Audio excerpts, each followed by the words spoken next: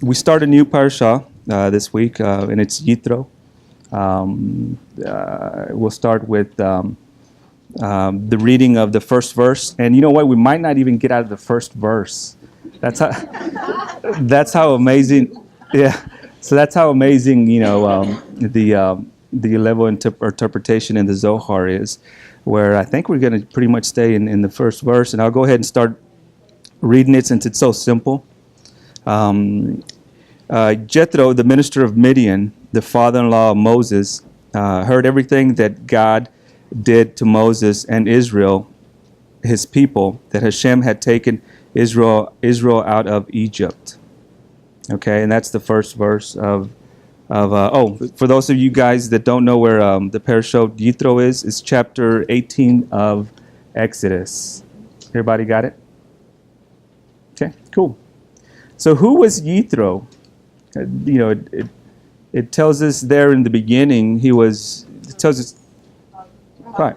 It tells us two things. He was the father of the father-in-law of Moses, and then he was also the minister of Midian. So what does that mean? The minister of Midian. We know that he was the chief, you can say, the chief of he was an idolater, and you can say he was the chief of the idolaters, I guess you could say. So that's who he was, and of course he was the father-in-law of Moses. It's raining pretty hard out there. All right, and then what happened to Yitro when he talked to Moses? Does anybody remember? Moses told him about the miracles that Hashem had done from the Exodus from Egypt, and in Yithro's interior, something got stirred up in there, and he became a Jew. He actually converted. It was that thing that he needed to hear that would make him leave his idolatrous ways and become a monotheist. We know that that's the belief in one God. He became a monotheist. He didn't believe anymore in whatever the idolatries. I'm not sure exactly what he was idolizing. I mean, it could have been the planets. It could have been statues. It could have been man. But he basically left that. Which was an awesome thing. So the Zohar talks about that the first verse here where it says that he heard everything that God did to Moses and to Israel, his people, that Hashem had taken Israel out of Egypt. The word God right there, the Zohar interprets it as Elohim. I'm going to say Elohim, but it's the proper pronunciation. You put an H in there or a hey, and it's instead of the K. So Elohim, he heard that everything that Elohim did to Moses and to Israel, his people. So what does that mean, Elohim? I know for those of you guys that do a lot of studying, you guys may know what it is, but I'm going to write the name down. Richard, can you pan the camera? I'm kind of a big, visual guy. If I'm not doing something in PowerPoint, I'll do it in, writing it out. But I just didn't have the time to do a PowerPoint. But I'm gonna keep it simple. So we're gonna concentrate on the name Elohim, right? And let me write this down here. That way you guys can see what I'm talking about. I think that's the way you. Okay. Now the Torah in Genesis 6:6, and if you want to, you can turn there. If not, I got it up here. In Genesis 6:6, it talks about that I am Hashem, and I shall take you out from under the burdens of Egypt. I shall rescue you from their service, and I shall redeem you with the outstretched arm and with great judgments. For those of you guys that have the Stone edition, if you look over to the right, the bottom right-hand side, lower, where it says God's names, okay? As in well-known, God's various names represent different ways in which he reveals himself. So that the names used here represent differing ways in which God revealed himself to the patriarchs and to Moses. Moses had the revelation of Hashem, God's highest manifestation. Do we know the highest level of manifestation of God's name that God revealed to Moshe here? He's talking about another name. And this one I'm going to spell a little bit different too. Hopefully I can make Yud, K, Vav, K. I think that's how you would spell it if you don't want to put the Hayes in there. Okay? So we know that God had revealed it to Moses, and here he said, Hashem said, I'm going to get you out of there. Where in Yitro, he basically says Elohim. So what is the difference between those two names? I lost my place here. So we have to know that in the Zohar, Elohim relates to his creation. Anything that you can touch, anything that you can feel, everything around us is related to Elohim. So basically, Yitro or heard of the miracles that Elohim did, all the visuals, I guess you can say, because Moses told him. But what is Yud K Vav K? That's another form of, that's the highest form that God revealed himself to Moses here in Genesis 6:6, and that relates to the soul, the divine essence that gives life to everything that is creation, the material. When I guess you can say I'm in construction, and I know that I bring this up a lot, but a few years ago there was we were doing a big project, and there was kind of an ongoing argument about kind of who's in charge. Because I'm in what they call project controls. We control the project. We basically plan, and the construction people execute. So, I can still hear the words of one of my coworkers. He said, "No, I plan, you execute," and they were going back and forth. But this is basically what the Yud K Vav K in this case here.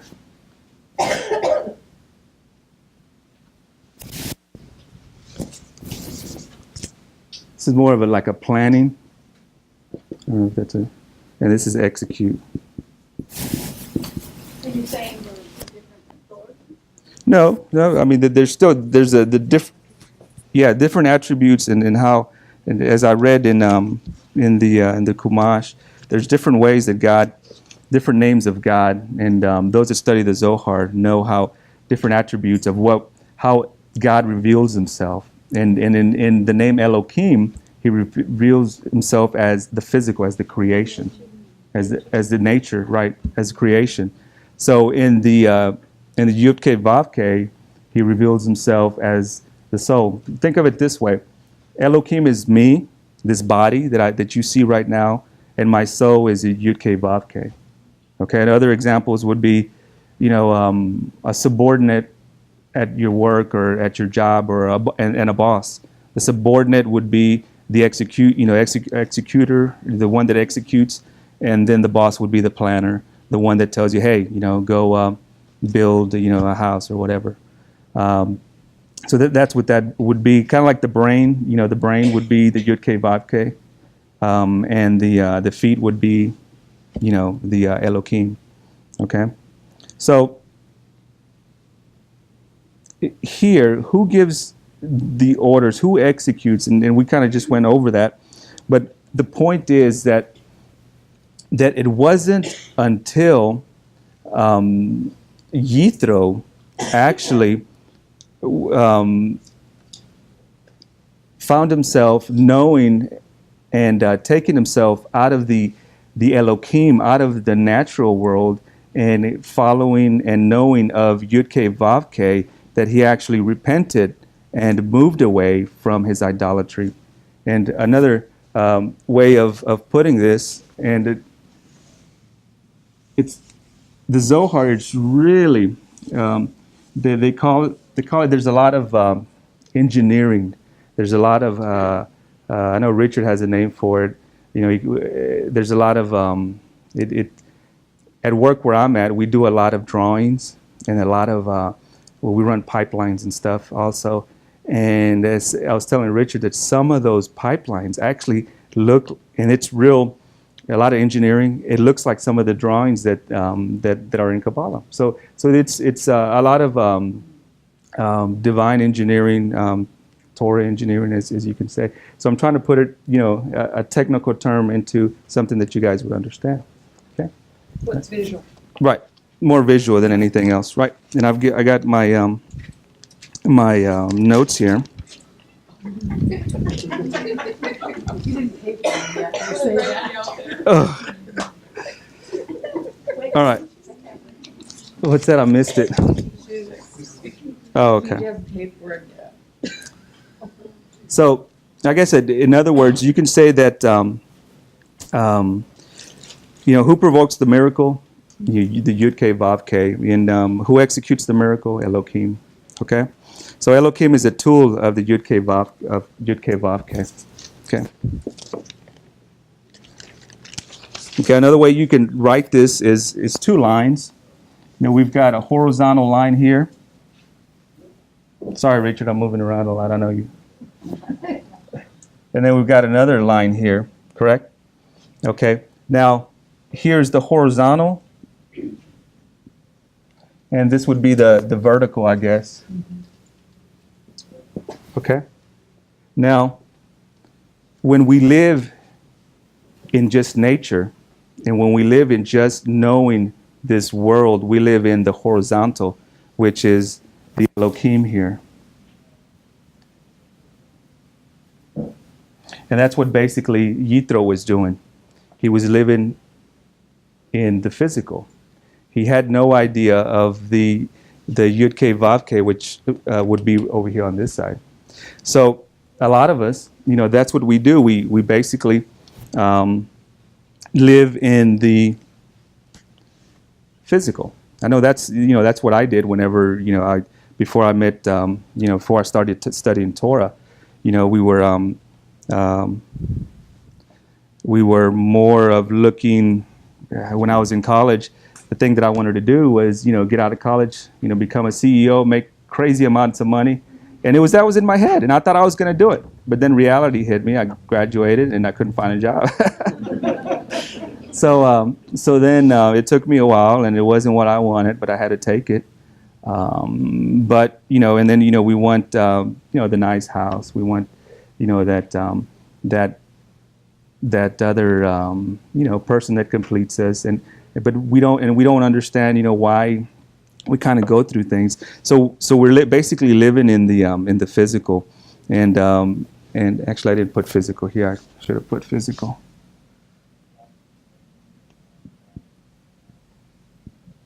And this could be the word, and that could be the material. So Yitro found himself living that way, living in that area.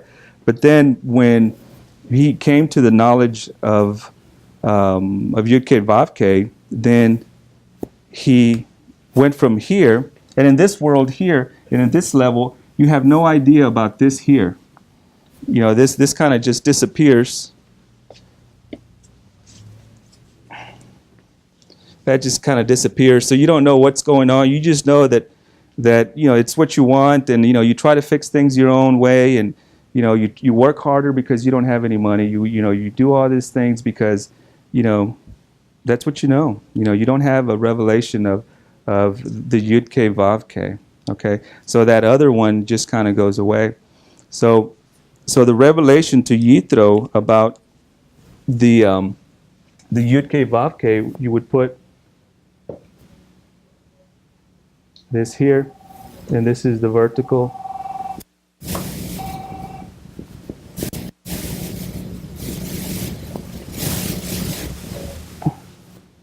Okay, so and that's the soul. That is the lifeblood. That is the soul of the body. That is the planner. That is the one that gives the orders.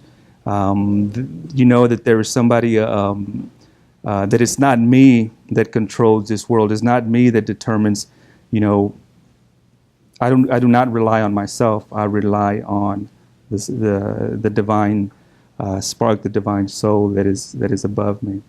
So once Yitro came to that realization, he came to the realization of knowing Yud K Vav K. Okay.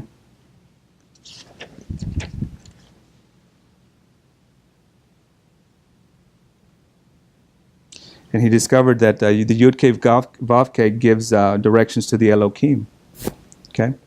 So the natural forces can obey the Yud K Vav K, or they can act in automatic pilot. When we act in the lower realm, there's a lot of automatics that kind of happen to us. You know, we say, man, why is this happening to us? You know, but we don't know why it's happening. It's kind of like an autopilot kicks in. You know, we don't know why are we going through these things. Kind of like the wind. You ever heard of you know, just wherever the wind takes me? That's not good. That's operating in that bottom realm there. Wherever the sailboat goes, you know that the sailboat can go upwind, can go reverse. You imagine, you know, being able to ride a wind and going the opposite way that it wants to take you. And that's when the Yud K Vav K comes in. And once we know, you know, where the why, you know, once we know who's kind of doing things, you know, we have that source, the Yud K Vav K.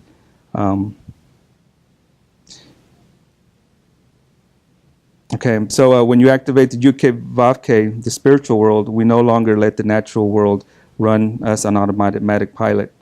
We disengage the autopilot, and we take the controls of our lives and this world. Okay, we almost metamorphose into something else. I know that in just talking to my wife and stuff, there's a lot of things that I don't want to, you know, that I don't bring up from the past, because, you know, I'm metamorphosed into something different. I'm not that person anymore. So it takes us to a whole different level. So and I know I said this before, but Yitro, when he was an idolater, he lived in the bottom level. Once he converted and knew the knowledge of Hashem, he basically started operating in that. So how do we do this conversion? You know, what happens? How do we take control of you know, how do we make this metamorphosis from going from that bottom one to the top? Anybody? Any suggestions? Any ideas? You know, study Torah. Right. Right. There's giving up control of yourself. You know, there's the number one, study of Torah. You know, who do we know that is in control? Hashem. What do? We do meditation, prayer. You know, and once we do that, you can see the results of going from that autopilot to, you know, something from the autopilot to something else that we have control of. Okay. All right. So we talk about Yitro living in the Elohim. Where was Moses coming from, and then the people of Israel, when they met up with Yitro? I mean, they were coming from Egypt, right? Right. Now, Egypt was basically the same. They had the same knowing as Yitro because they were living in the same way. They were living in the natural. They had Elohim, but they didn't have the higher state. Okay, so because they were under the laws of nature, and YHVH was revealed to Moses, it kind of makes you wonder who was really the boss back then, and we know that that Moshe and the children of Israel were above just the natural world. They were living in the YHVH. Okay, so for the same reason, they were able to defeat and be able to get out of Egypt by having God being revealed to them as in the YHVH and not relying on just as the Egyptians and Pharaoh relied on, which was the natural world. So I'm kind of following with the Zohar, and I'm going to get into something a little bit different, and then being in that state of the YHVH. That's why Aaron, when he would bless, he would put the right hand over the left hand. And anybody know why? I'm sure there's a few scholars that have been the right hand above the left hand when there's a prayer or when Aaron was praying. And there's a great revelation or secret here that you always put the right hand over the left because the right hand represents the YHVH, which represents the soul, the divine essence, where the lower hand reveals the natural state, the material. So you always want the divine to rule over and to over the lower state of just nature. So that's why he basically, when he prayed, and there's a lot of if you start looking, there's a lot of righteous people that'll do that, and there's a lot of power in raising of the hands. I know I came from before a few years ago. I came from a place where there was a lot of raising of the hands, and studying the Zohar. It's amazing what the raising of the hands do, and we're going to go a little bit into that because it's in this parashah here in the Zohar. So we would definitely want the spiritual to dominate the physical, and like I said earlier, the physical is only a tool of the spiritual. And when is the physical a marvel? When the spiritual gives orders to the physical obeys the directions of the soul. You ever hear there was a boss that I used to have. He was on that same note that the construction workers were trying to run the project. He would say, "We're not going to let the tail wag the dog." And this was years and years ago. But basically, when we let the lower take control of our lives, good things don't happen. So definitely. Okay, if your soul directs your life, then your life is in harmony. Okay, if your body/physical direct your life and excludes your soul and all of the spiritual, your life turns into chaos, and that's pretty much a fact. I mean, it kind of like period. There's a lot of we think about what this world is come to, but we're not relying on Hashem. We rely on ourselves to get things done. All right, let's talk about the hands again. I know I brought up the hands, but this parashah has devotes a lot to the hands.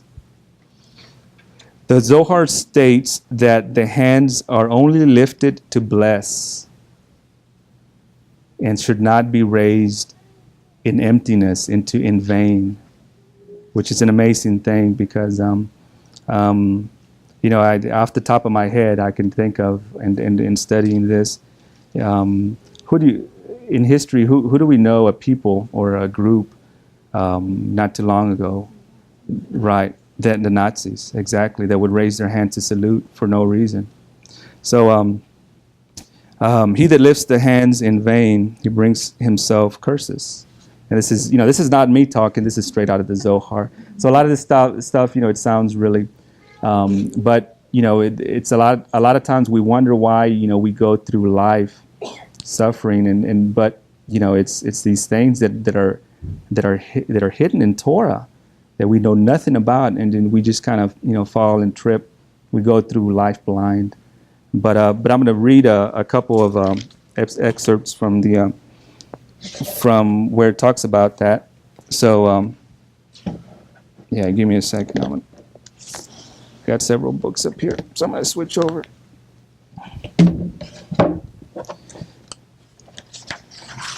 Okay. All right.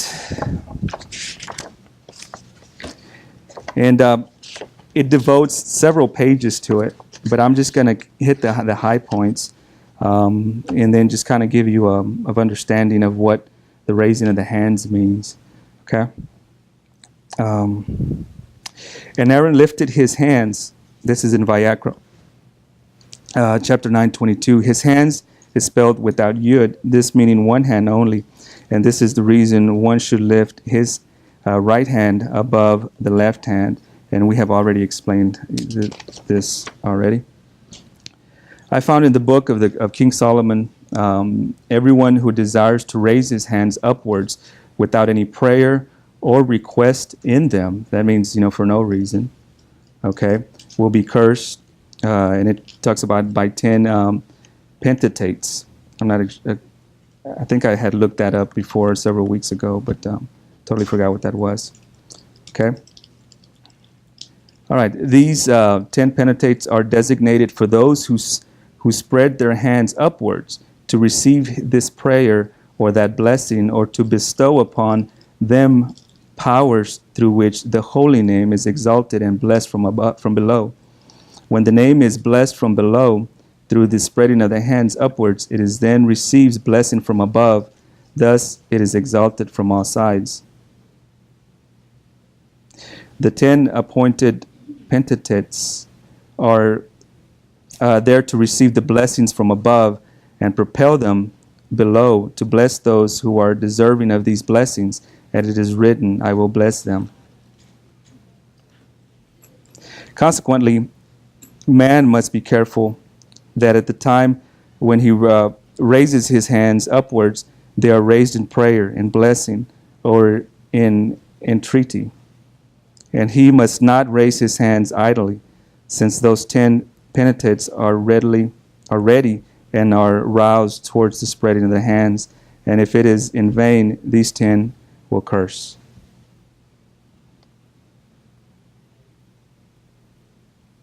Okay, I think it keeps going and going, but so that's pretty amazing that in this parasha it talks about the hands. There's great power, and like I said, we study with a gentleman out of Spain, and from what he says that all the great students of Zohar, are very careful as when they raise their hands, and they only raise their hands when they're blessing, asking for blessing in prayer. So and it's kind of kind of different than what we were just talking about, but it's in the parasha, so I wanted to bring it up. Any questions on that? You can always give, you can always shake a hand, and then that is even kind of where it's, I wouldn't say shaky, that's kind of funny. You can shake a hand, but the palm represents the soul. You ever hear that? And the bottom, and the back of the hand represents the body. So what happens in the old days when a handshake was all that was needed? for business and for somebody. And even now, what does a handshake represent? I mean, not to the extent that it used to be back, several, I don't know, 100 years ago, or maybe even less, but it meant a lot. You're basically united. You're both souls are kind of coming together. What happens when you don't like somebody? What don't you want to do with them? Shake their hand. So literally, the hand, when it is shaken, it comes with. For the same reason, it's not recommended to shake a woman's hand. If that's why you see a lot of people, a lot of rabbis, and a lot of that they won't do it. So it's an amazing thing that we have the Zohar. Does everybody know what the Zohar is? I know I should have explained it in the beginning, but I see some people going like this. So I'm going to go into a brief explanation of it. The Zohar, it basically means splendor. About 2,000 years ago, there was a rabbi by Shimon bar Yochai, his son, and about 3 other pupils that were persecuted by the Romans, and they went into hiding. And as we know, at about that time, there was a lot of persecution of a lot of tzaddikim. Rabbi Akiva, fell to a horrible death. So they were in a cave for 13 years, and he put the Zohar, these writings into what they call the Zohar in physical writing in 13 years, and it's the mystical teaching of the Torah. It is the soul of the Torah. It takes the Torah to the soul level, which is the highest level of interpretation. So it was concealed for several hundred years to about the 12th century, when Rabbi Moses de Leon kind of started publishing it. And it was time to put it out there. So it's basically a parashah by parashah, just like the commentary on the Chumash that we have. It's commentary on the Torah, so it's pretty extensive. So that's what it is, and I guess we can yes. I was reading the other day that it was passed down. They said it started with Adam. Right. It's the mystical teaching. It's not just like somebody came up with it. But right. It's been. Adam taught it to Methuselah. It was a timeline show. And it was to Abraham, Isaac, Jacob, and all the way down. The Rabbi Shimon bar Yochai put it into like a written form type of deal, right? And he was, and this sounds, pretty, and it's in the Zohar. It's part of the mystical teachings of Torah. He was visited by the archangels. He was visited by Moshe Rabbeinu. He was visited by Eliyahu, they talk about that he was transported to a celestial, classroom of Torah teaching. So it goes, it goes back to Adam. The thing that a few maybe a while back, it amazed me when I started studying this, is that there was a book out there, the Sefer Yetzirah, that Adam wrote, which is an amazing book. So it's like, man, where's all this stuff? Where has all this stuff been? It's not a long book, is it? No, it's not. No, right. But just like the Zohar, you need somebody to interpret it, because they're real mystical. You cannot just sit down and say, well, I'm going to learn it, because it's passed down. The knowledge is passed down from Tzaddikim to down to his pupils and stuff like that. So that's what the Zohar is. Sorry to go kind of off, but any more questions? Did I answer your question, or did I give you a good? Her over there. You did? Okay. So it's an amazing thing, and I kind of went off notes, but let me see if I can get back on track here. All right. So we talked about the handshakes, and we talked about never lifting the hands in vain. and about the palm of the hand and what it represents. In other ways, another thing that I have here is it's about you're kind of exposing the nakedness of your soul if you kind of keep flashing according to Zohar. So yeah, Keep flashing what? the palm Oh. of your hand. In like that. Yeah, yeah. But I Yeah. clarified. All right. What was it the other one? All right. So if we go back to all right, I thought I was going to make it short, but I guess we keep going. If we go back to the Exodus from Egypt, we can see that Hashem started to inflict Pharaoh until he actually came to the knowledge of the existence of God. The 10 plagues, and literally, he basically, he came to the realization that, hey, this is for real. There is somebody there. All right, we can say that the Pharaoh is the representation of Elohim without a soul. Okay, and that's the bottom part that we were talking about. And it's pretty interesting here. I'm going to skip down to that just because I know that Rod's got another teaching that he's got to give, but I'm going to go to an interesting portion, an interesting part that talks about Yitro and him being the chief of idolaters, and how when you convert, or when the chief of something basically, like in his case, converts from idolatry, and how his underlings typically go down and they follow and they convert also. So I'm going to skip to that real quick. Okay, here it goes. So, okay, you say that we say that Jethro was, some of the interpretations call him the chief idolater, the man that was in charge of idolatrism. I guess I don't know if you would call that, but he was the chief idolaters. So the Zohar states that when the chief of the idolaters falls, all the sub-chiefs also fall. So when Yitro converted, when he heard of all that God did, the miracles at the Exodus, all that were under Yitro also converted. So an interesting question comes into mind,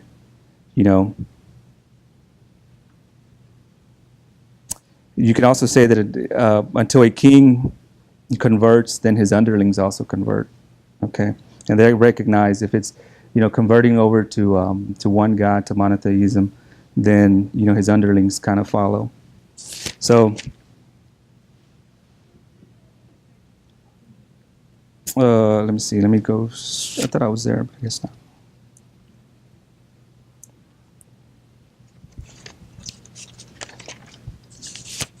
All right, here we go. And it kind of begs you to think, if the king or somebody in charge falls, it kind of makes you wonder who's the most powerful man today? Who's the most powerful country? Don't answer, but Who's supposed to be? right. But it kind of begs, and you can relate this to where if the most powerful country in this world, or the person would recognize the God of Israel as, all the other smaller nations would probably, convert according to the Zohar. But it takes, the biggest and the baddest to recognize it.